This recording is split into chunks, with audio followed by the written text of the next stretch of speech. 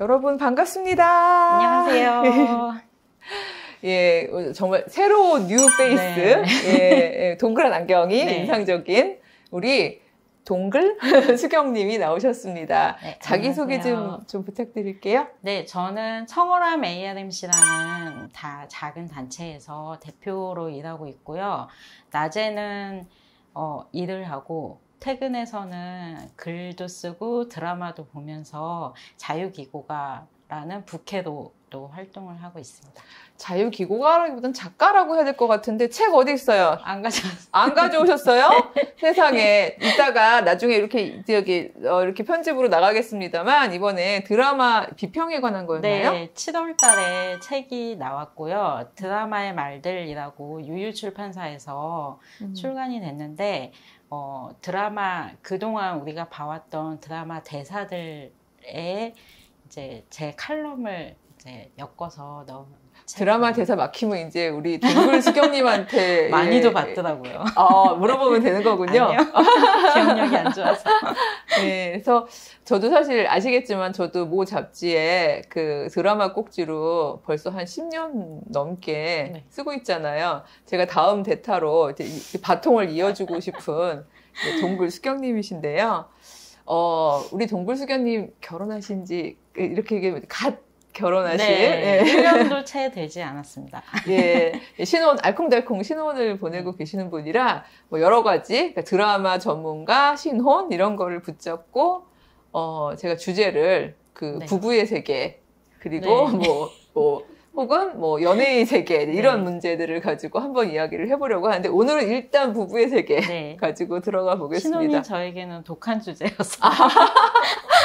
그렇긴 하죠. 이게 순한 맛이 아니죠. 네. 예, 그 칼럼 제가 읽어봤거든요. 우리 네네. 동글수경님이 이 부부의 세계 가지고 쓰신 칼럼이 있던데 마라맛이라고 네. 썼던데, 예, 전 재밌었던 게 그 마라맛을 또 저기 그 구약 성경에 네. 성경의 마라하고도 네, 같이 나오미가 이야기한 내용이어서 예, 그걸 예. 또 썼고 드라마가 방영될 당시에 매운맛 드라마라고 해서 마라맛 드라마라고 그렇게 읽혀졌었던 그렇죠, 드라마. 그렇죠. 예, 사실 부부의 세계 웬만한 분들은 다 보셨겠습니다만, 예, 그래도 자주 잊어버리기 때문에 네. 굉장히 중요한 등장 인물인 주인공을 배경으로 아주 짧게 그냥 네. 내용 설명을 좀 해주시면. 저도 이게 재작년에 방영된 드라마여서 기억이 가물가물하더라고요. 그래서 이제 짧게 요약을 하면 고산시라는 가상의 도시를 배경으로 해서 그 도시에서 인정받는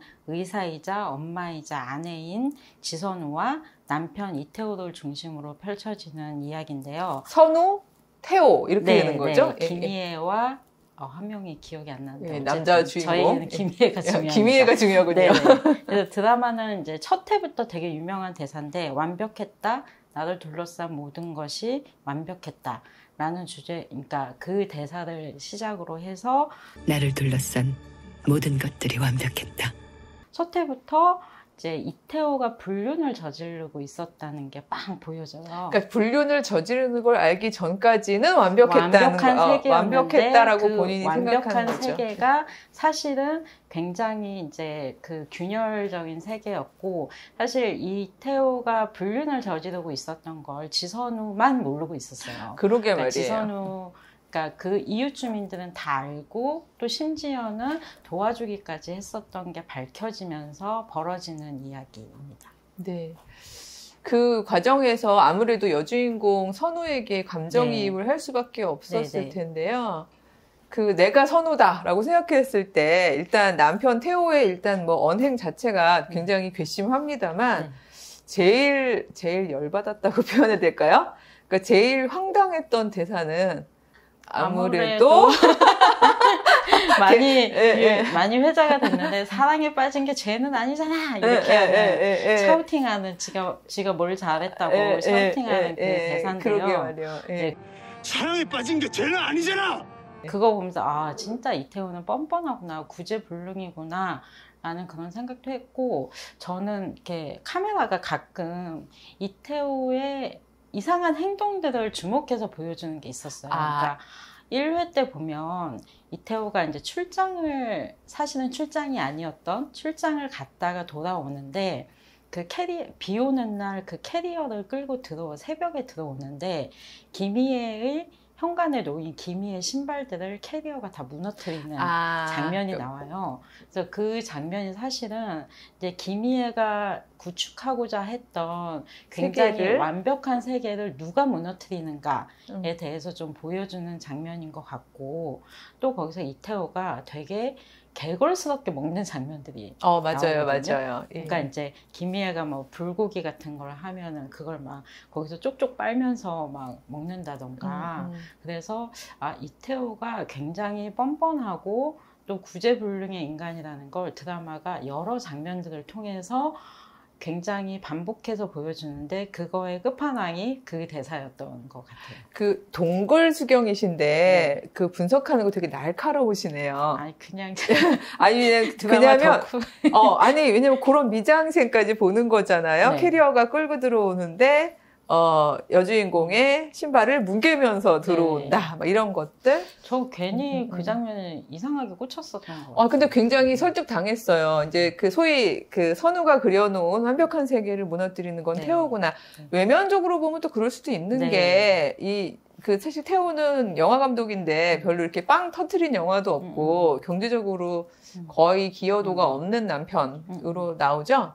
네. 그러니까 여기서 이제 지선우의 위치와 태호의 위치가 굉장히 달라요. 그러니까 지선우는 고산시 출생이 일단 아니고, 또 굉장히 전문직으로 자신이 노력해서 이 가정을 이루었고, 반면에 이태호는 고산시 출신이고, 또 이태호가 가진 자산이라고는 생물학적 잘생김. 저는 잘생긴 거 잘 동의할 수는 모르겠던데 없지만 잘생긴 남성이라는 것밖에 사실은 이태호가 가진 게 없거든요. 일단 선우가 좋아하면 그렇죠. 그리고 그 가정을 유지하고 있었던 모든 힘의 원천이 지선우인데, 사실은 고산시에서 지선우는 굉장히 불안한 위치에 있는 거죠.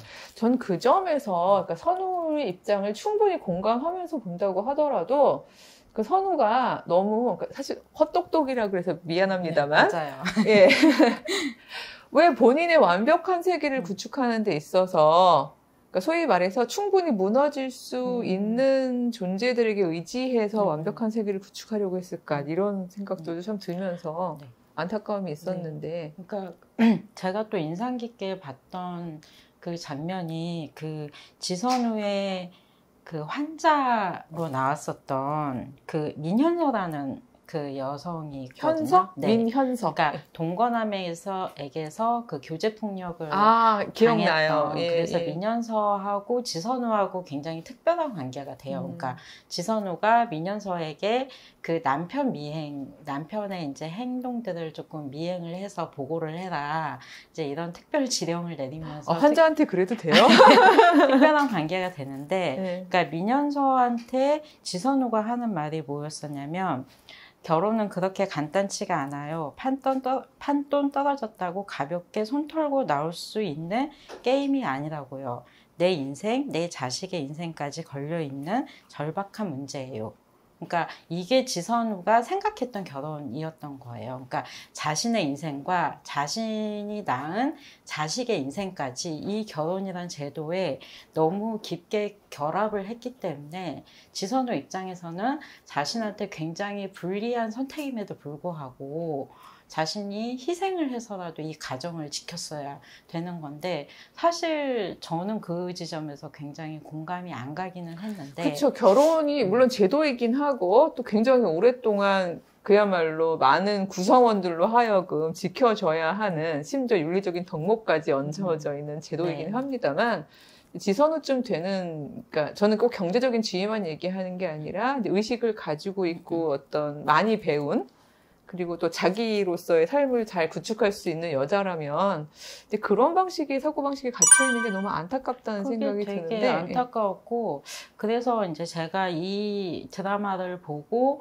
칼럼으로 썼던 게 사실은 가스라이팅 하는 드라마다라는 이제 주제로 칼럼을 썼었어요. 그게 뭐냐면 가스라이팅이 심리적으로 조종한다는 뜻이잖아요. 그러니까 이 드라마가 그러니까 남편이 그러니까 가부장 체제 사회가 명백하게 잘못했다는 걸 보여주면서도 거기에서 여성은 절대 벗어날 수 없다는 메시지를 저는 준다고 생각을 했어요. 그러니까 그러니까 말씀하신 대로 지선우가 그냥 남편의 부정함을 알고 거기서 그냥 결혼이라는 걸 관계를 깨고 자기 스스로 독립적으로 살아도 될 것 같은데 지선우 결국엔 이혼에는 성공을 하지만 지선우가 외부 도시로 나갔다가 다시 고산시로 돌아오거든요. 그러니까 저는 그게 왜 돌아왔는지 잘 이해도 안 되고, 그러니까 그 고산시로 돌아왔을 때 지선우 입장이 나아졌느냐? 그건 아니거든요. 그러니까 이태호가 명백하게 잘못을 했음에도 불구하고 이태호는 고산시에 계속 남아서 그 이태호의 내연녀였던 여다경 아버지의 후광을 입고 계속 승승장구를 해요. 근데 다시 돌아온 지선우는 그 공동체에서 환영을 받지 못하거든요. 근데 그 여다경이라는 친구도 결혼 후에는 이전의 지선우하고 그다지 다르지 않은 삶의 그렇죠. 배치인 네. 굴레로 들어가지 않나요? 네, 그렇죠. 그러니까 결국에는 왜 이 여성들이 계속 결혼이란 굴레를 벗어나지 못하거나 아니면은 그 굴레를 기어 들어가거나 이런 선택을 하는 걸까? 그리고 그러니까 다른 선택을 할 수 있는 권리가 주어지지 않는 걸까? 그 지점에서 이 드라마가 굉장히 좀 결말까지 답답하게 여겨졌어요. 그래서 가스라이팅이다. 드라마 네. 전체가 하나의 그 보고 있는 시청자들로 하여금 말아마시긴 하지만 그래서 뭔가 긴장하기도 하고 이제 매울 때는 이제 맵다 이러면서 즐기기도 하고 하지만 사실은 전반적으로 볼 때는 가스라이팅이었다. 이렇게 보신다는 거죠. 설득 당하게 되는데요. 다행이네요. 예, 아니. 저는 그 드라마 되게 불편했거든요. 그래서 꼭 제가 이미 다 익히 밝혔습니다만 드라마를 끝까지 본 적 없어요. 짤로 봤어요. 돈 안 내고 그냥 남들이 요약해 준 걸로 봤어요. 정도인데 그럼에도 불구하고 그조차도 끝까지 보고 싶지가 않더라고요. 저는 그런 드라마일수록 굉장히 꼼꼼하게 집중해서 봐요. 왜냐하면 신발까지 섬세하게 까기 위해서. 섬세하게 까기 위해서. 그러니까 이 드라마가 그러니까 보통 드라마 같은 경우에는 불편하려고 보지 않잖아요. 그쵸. 그냥 편하려고 보거나 아니면은 그냥 하루에 뭐 휴식을 취하는 선에서 보는데 사실은 그런 허점을 이용해서 드라마가 굉장히 퇴행적인 메시지를 많이 준다는 생각을 했었어요. 그래서 이런 드라마일수록 조금 더 깊게 들여다보고 이게 지금 우리에게 던지는 메시지가 뭔지 좀 알려주는 게 필요하겠다 그런 생각을 하게 됐어요. 마무리는 우리 너무 무겁지 않게 한번 가봅시다. 이제 신혼인 그 분한테 이런 질문은 좀 뭐하지만 내가 지선우의 입장에 처했다면 난 어떻게 할 것인가? 이게 어려운 질문인데요. 네. 저는 사실 다시 고산시로 돌아가지는 않을 것 같아요. 그러니까 만약에 제 친구가 지선우라고 한다면 나 다시 고산시로 갈래 라고 했을 때 머리끄댕이를 잡아서라도 가지 말라고 정신 차리라고 나하고 같이 살자고 그렇게 얘기를 하고 싶어요. 네, 그러니까 저는 제가 또 왜냐하면 이제 우리 동글 수경님하고는 또 조금 다른 지점이 이제 아이 엄마로서 구성원이 둘이 아니라 셋이 된. 네, 저도 이제 그런 한계가 있는.